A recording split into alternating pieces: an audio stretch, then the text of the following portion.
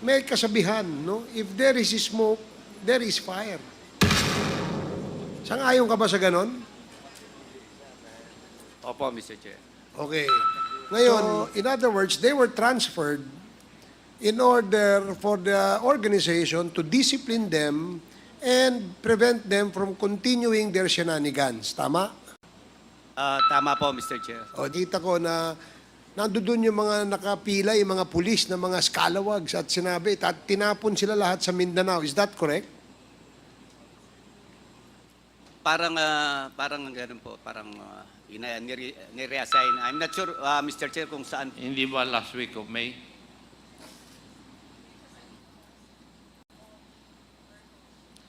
Tinitesting ko lang yung kung magsasabi ka ng totoo.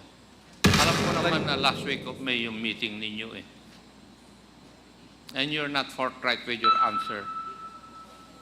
So yung mga rogue members rogue ng PNP, pinatawag ni former President Duterte sa Malacanang. Tama, no? Napanood ko lang po, Mr. Chair, pero wala po akong personal. So wala ka doon. Wala po ako, Mr. Meron ka rin bang nabalita tungkol dito sa kay Sunny Buenaventura about giving this reward money?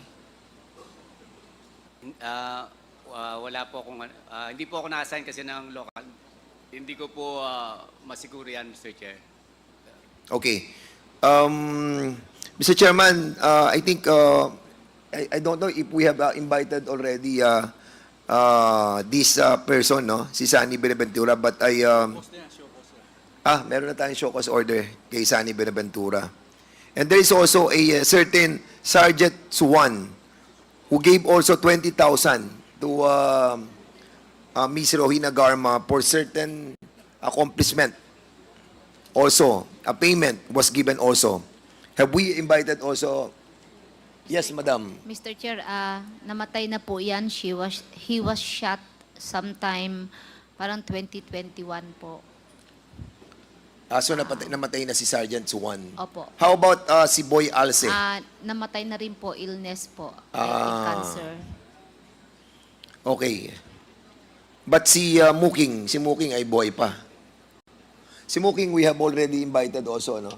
And cited motion for show cause order ata.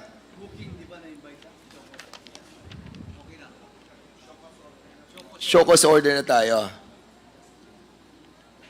Okay. Miss Garma siguro, Miss Garma naman tanongin ko. Kasi dito sa affidavit mo, may nakalagay dito na your first appointment sa Davao Police Office, 1999 pa. Excuse me. January 1999, you were appointed as Chief of Women's Desk sa Davao Police Office. Is this correct?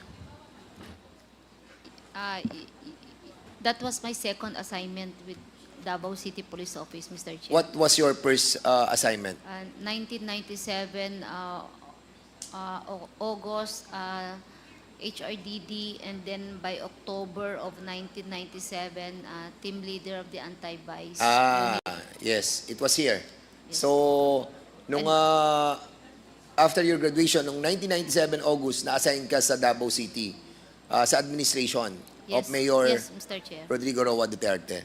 At noong 1997 October, appointed ka naman as team leader of the anti-vice unit. Yes, Mr. Chair. At noong January 1999, hindi na si Digong ang presidente. Ang mayor. I think, yes, Mr. Si Ben de Guzman Yes, ang Mr. mayor. Chair. Yes. So in other words, naandun ka na sa Davao for so many years.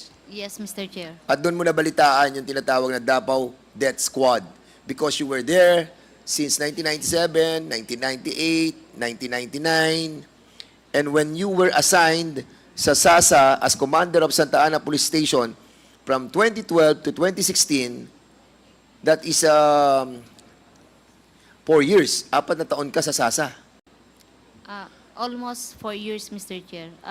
It's just 3 years and 6 months, I think. So, in other words, matagal ka na rin talaga sa Davao na na-assign sa different positions. Yes, Mr. Chair.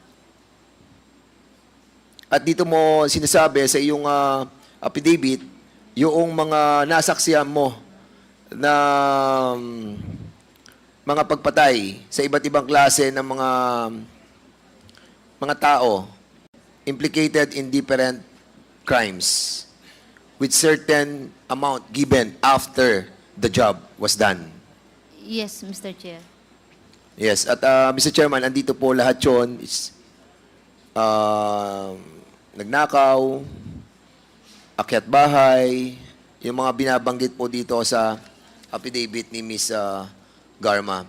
And amount of 20,000 was given by those personalities that you have mentioned here. And there was also in your affidavit about the 5,000 that are being given every month para sa reimbursement naman na Yes. binibigay ni Yusek Muking. Yes, Mr. Chair. So, basically, Mr. Chairman, this is the pattern that was done in the Davao City during the time of the then Mayor Rodrigo Roa Duterte. And, ito yung nakikita natin na nangyayari sa buong bansa. And we need these personalities, Muking and si Pedro Parungo, to be here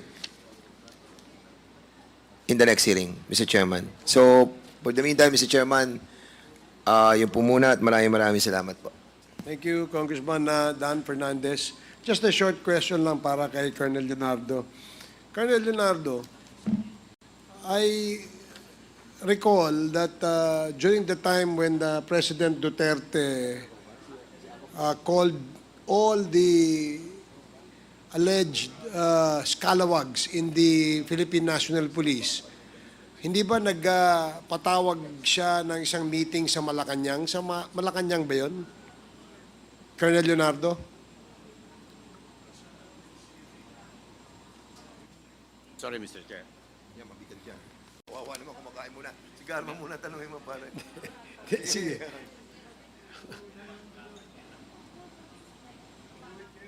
Mr. Chair, repeat Hindi po yung ba question. nung naging presidente ang ating dating Pangulo, in one occasion,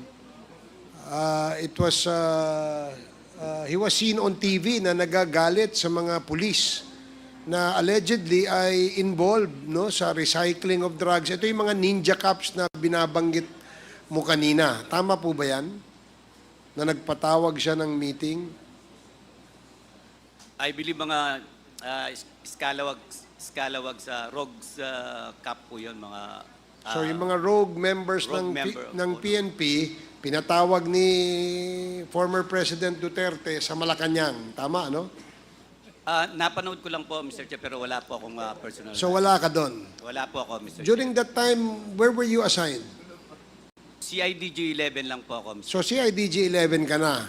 And you know, nung pinatawag ni dating Pangulong Duterte ang mga scalawags na ito, sinermonan niya ito eh. Kasama niya si then Chief PNP Bato de la Rosa, tama?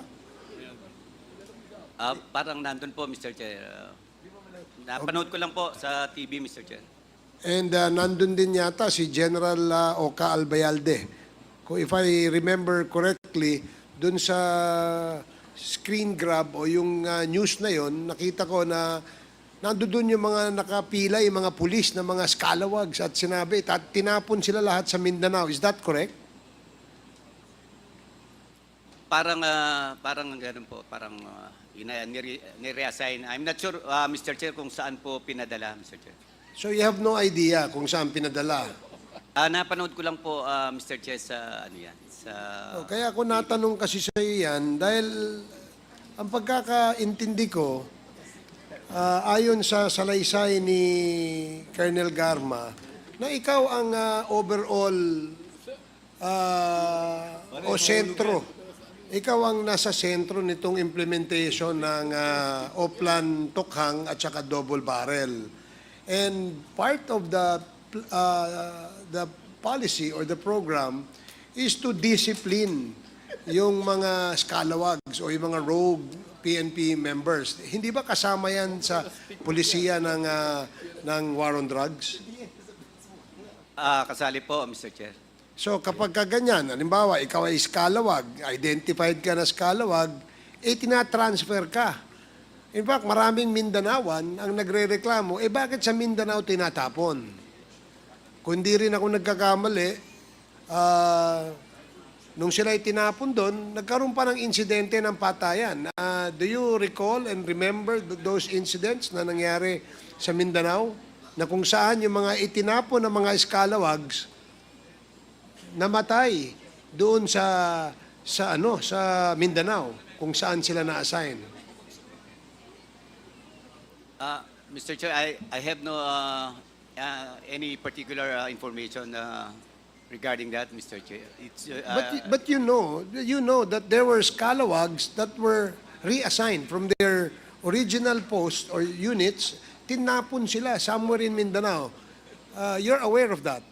meron pong ganon, Mr. Chair. Would you be able to give us an estimate kung ilan number ng PNP scalawags ang itinapon papunta doon sa Mindanao?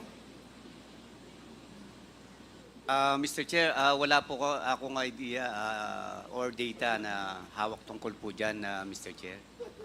Well, kasi kanina, ang aking impression, ikaw ang binigyan ng task na ayusin yung mga ninja cops o disiplinahin itong mga ninja cops, no? And based on your story kanina when I was asking you, nakatutok ka doon sa pagdidisiplina nitong mga scalawags na ito na tinatawag mo nga kanina, ninja cops, ninja liit, bangketa cops, etc. etc.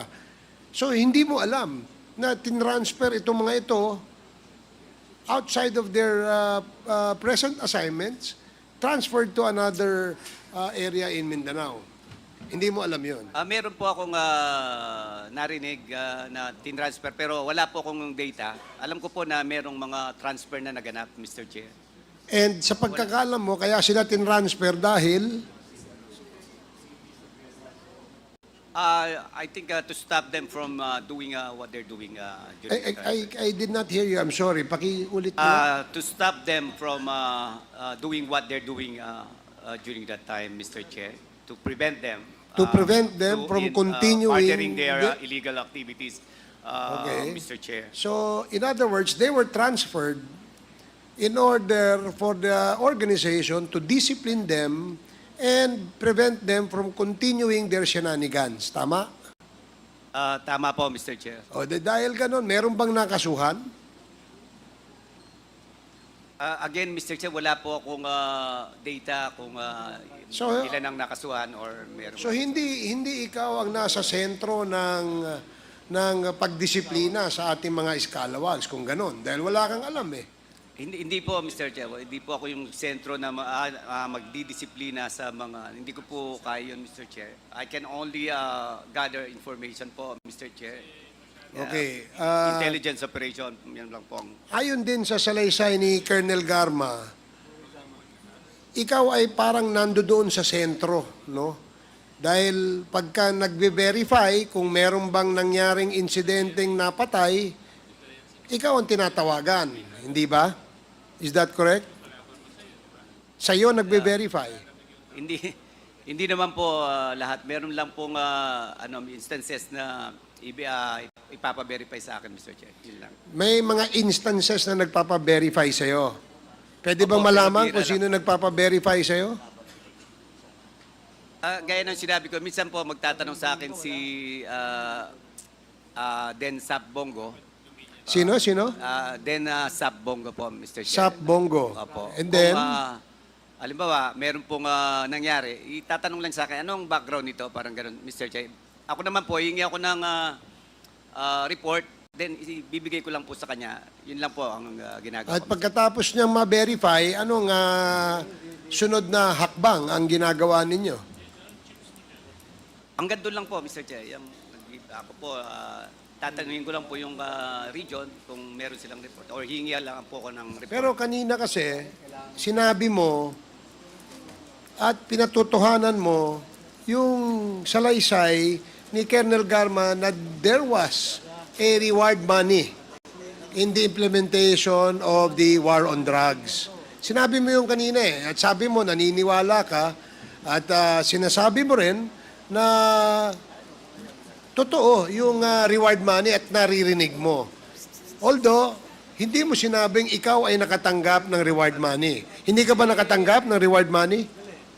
Hindi po, Mr. Chair. Never? Never po, Mr. Chair. Never? So, kung naniniwala ka na merong reward money, saan ba maaaring nanggagaling itong reward money na ito? Sa iyong opinion. In your expert opinion as a seasoned police officer who is in the thick of the fight against illegal drugs, sa tingin mo, saan nanggagaling itong iyong reward money na sinasabi? Mr. Chair, hindi ko po alam yung kung sa... Hindi mo alam kung saan nanggagaling pero naniniwala ka na merong reward money. Narinig ko lang po, Mr. Chair, yung about sa reward money. Pwede bang ikwento mo sa amin paano mo narinig? At ilang beses mo narinig kung totoong narinig mo lang? Actually, Mr. Chair, narinig ko lang po sa mga... Kanino mo narinig? Sa mga, ano rin po, mga pulis din po na mga kasama ko, Mr. Chair. So in other words, dahil narinig mo siya sa mga pulis na mga kasama mo rin, ang ibig sabihin, may katotohanan na meron talagang reward money. Kahit may kasabihan, if there is smoke, there is fire. Naniniwala ka ba sa ganon, Colonel? Ano po? Ano? Pakiulit po. Wala naman kasing lalabas na kwento, gaya ng nabanggit mo, na naririnig mo. Sabi mo, naririnig mo. Tinanong kita, ikaw ba'y nakatanggap ng reward money? Sabi mo, hindi. Ikaw ba may narinig? Sabi mo, oo. Dahil ikaw mismo nakarinig mula din sa mga kasama mong mga membro ng PNP. Tama? Kwento-kwentuhan lang po, Mr. Chair. Okay. Kung kwento-kwento lang yan, kanino kaya, pakisabi mo nga sa amin kung kaninong kwento mo narinig yan?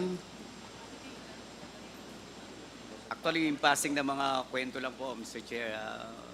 Kasi hindi ka panipaniwala na hindi mo alam na merong reward money because may kasabihan, no? If there is smoke, there is fire. Sang-ayon ka ba sa ganon? Opo, Mr. Chair. Okay. Ngayon, other rogue police officers to do more so that they can earn more. Yun ang nakakalungkot na ano dito sa usapin, dito sa war on drugs na ito. Hindi po natin sinasabing hindi maganda ito. Maraming achievements ang war on drugs na ito. Ang hindi maganda ay marami ring namamatay. Because we don't want the country to be perceived as the extrajudicial capital of Asia. Extrajudicial killing capital of Asia. EJK. Nakakalungkot kung ganun ang ating sitwasyon. Kaya, Colonel Garma, I'm sure hindi ka magsasawang magbigay ulit ng affidavit dahil wala namang limit yung pagbibigay ng katotohanan sa investigasyong ito. So, that's it for me for now. Congressman Acop, you're the next interpolator. Thank you, Mr. Chair. And before I proceed to the issue at hand, may I ask NAPOLCOM, yung po bang administrative cases doon sa Baybay Leyte Detention Center on appeal? Yes, Your Honor. Yes, Yung administrative aspect of the case. yes, sir. Yes, Your Honor. Yes, sir. Ang nag-appeal sila Sila po. Sila po. na dapat hindi ma-demote. Ganun po ba? Yes, Your Honor. Yeah. Now, would it be true if the administrative case is on appeal, it means that the case is reopened altogether Yes, Your and Honor. heavier penalties can be meted out. Yes, Your Honor. Yes. It can be done that way, sir. Depending on the pieces of evidence that will be submitted. After Colonel Garma has endorsed your name to the former president, that you met with the president sometime in July 2016? Ang pagkakalam ko po, Mr. Chair, last week of June, Mr. Chair. Hindi ba last week of May?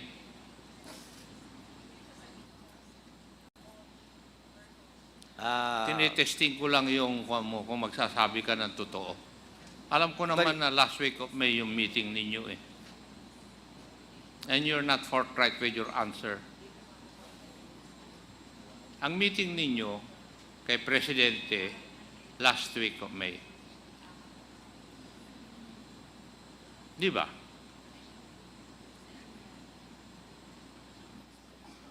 Tama? Ay, check po, parang may ano po, may meeting po kami nga, May din po, Mr. Chair.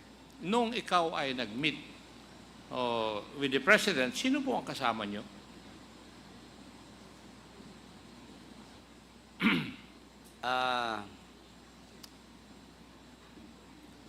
Actually po, mga officers po, Mr. Chair.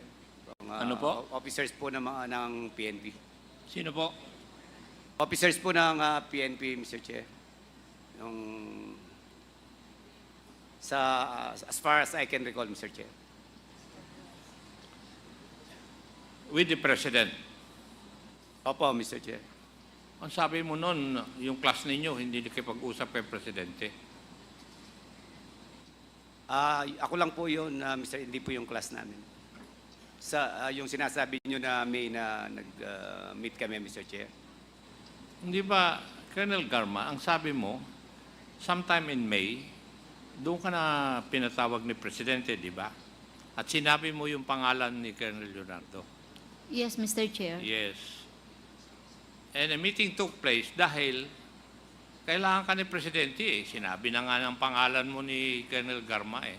Tapos i-deny mo na nakipag-meet ka na kay Presidente in May of 2016. Opo, Mr. Chair, May. Yes. Pero ako lang po, wala pong ibang kasama. Huwag kang Mr. magsinungaling sa akin. Baka i-charge pa kita ng perjury. You met with the President with some people.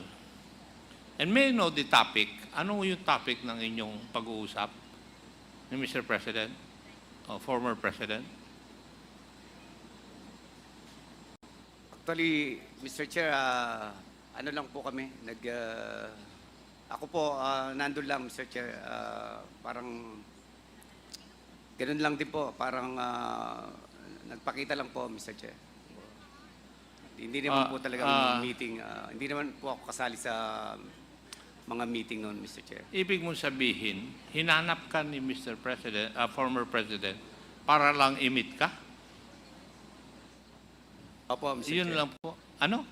Opo. You want me to believe that?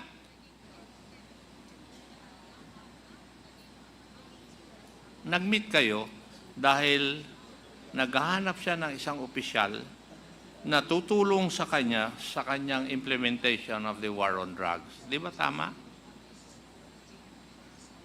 Actually, hindi naman po yun ang pinag-usapan